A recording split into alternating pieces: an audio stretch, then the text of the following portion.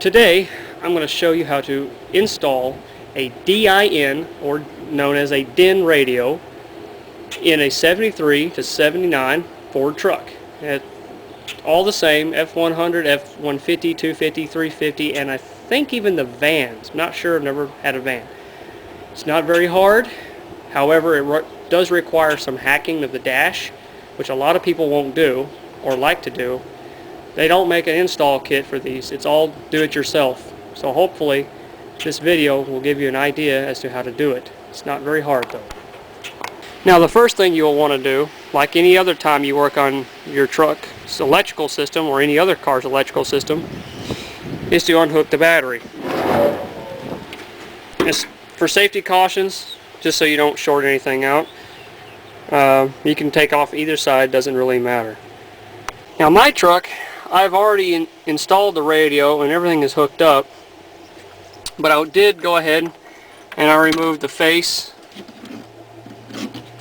and the face guard, and I already got my radio removal keys. But this video is mainly to show you how to put the radio into the dash. And just what are you doing, Briggs? What are you doing? You're just like a little doggy cat or something. I don't know, you're weird. Anyway, first thing you want to do is remove your headlight switch knob and your windshield washer switch knob. This one just pulls right off. And this one here, technically, the way it's done is mine actually comes off easy. But you're supposed to do, there's a button on the top of the switch at the back. You have to reach your hand up in there, which is very hard. So there's not a lot of room behind here. And push the little button down that's on the top of the switch and pull the switch out, and then you pull the whole thing out. This knob and this bar will come out as one piece. Well, mine is actually messed up, so all I gotta do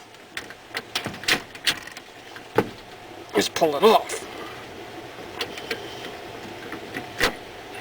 Well, it used to come off. Okay, it was a very tight fit. Normally it comes off very easily. You can see it has a triangular groove. Normally it just slides right off.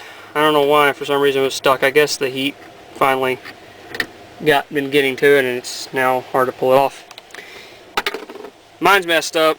It's been like that for a long time. Anyway, now you want to remove this screw here, and there's another screw here, and likewise all across the top the dash.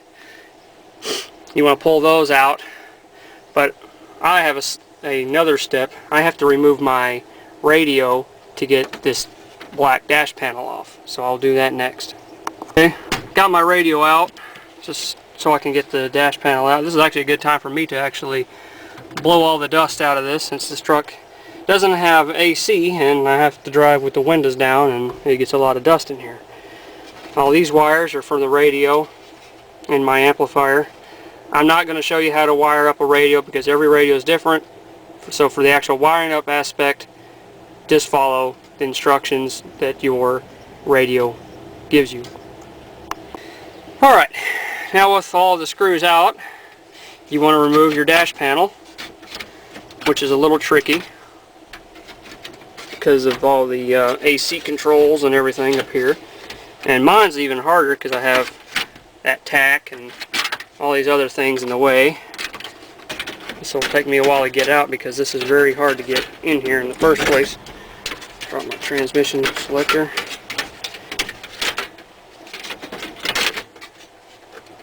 Remember also to remove that bulb for the lights there on this side. I just now remembered I have that there. I forget those lights work, so I always forget they're hooked up.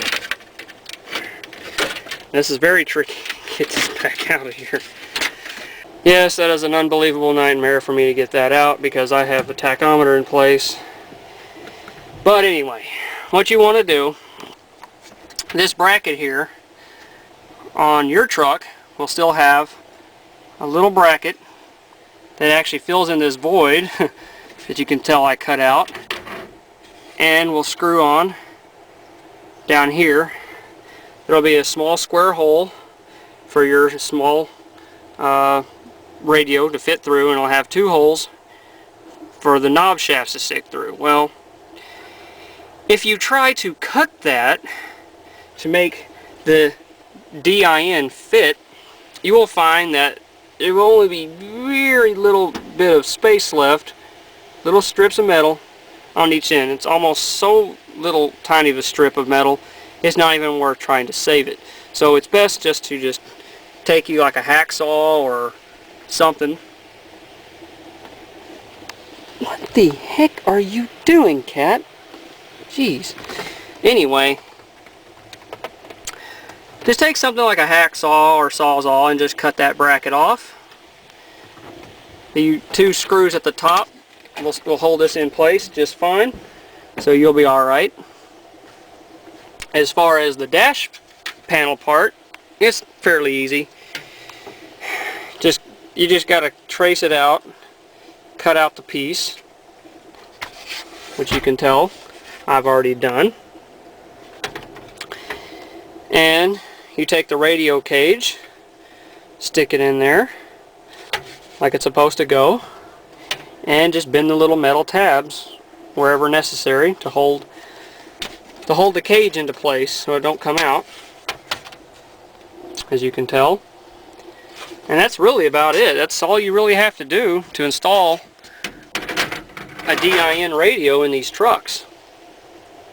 A lot of people don't want to do it though, because they don't want to hack up their original bracketry or their dash panel. So, but if you want a DIN in these trucks, you ain't got no other alternative unless you just want to mount it down below or something, or maybe in the glove box. Some people do that. You know, I honestly don't care. It's a truck. It's a classic, but hey, it's just a truck, you know. And besides that, these panels you can always get in wrecking yards, or you can order them. Same goes with those dash panels. If you don't want to hack up your original dash panel, just get another one from a wrecking yard, or order a new one. So,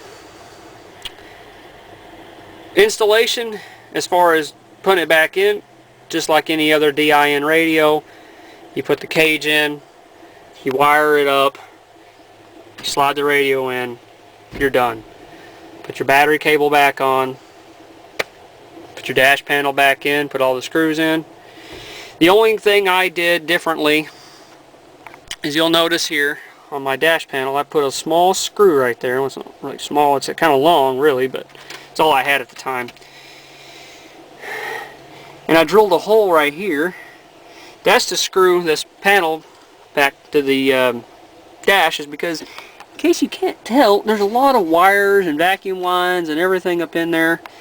They'll actually push the radio back forward and make your dash panel kind of sit out a little way. So I just put that screw there so it holds it back up nice and tight. But like I said, I hope that helps anyone out that wants to install a DIN radio in their 73 to 79 F-Series Ford truck. Thanks for watching.